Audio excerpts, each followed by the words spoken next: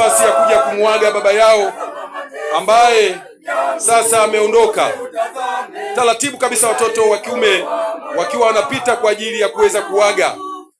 Kwa mbali naomba watoto wake wa kike nao waje kupita, watoto wa kike waje kupita, na mkipita mwelekee moja kwa moja kwenye gari.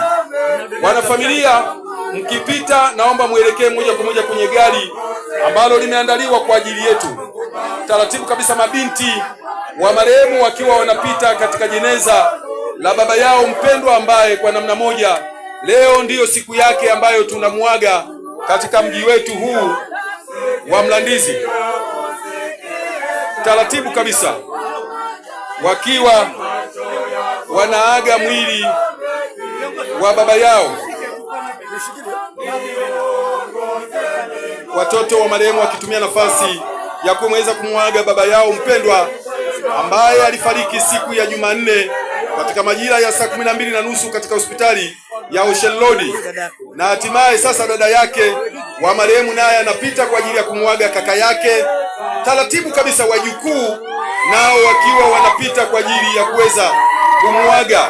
Naona waombolezaji wakiendelea kububujikwa na machozi, kububujikwa na kilio pale wanapotumia nafasi ya kuweza kumwaga baba yao, kumwaga babu yao, kumwaga mtu wao wa karibu.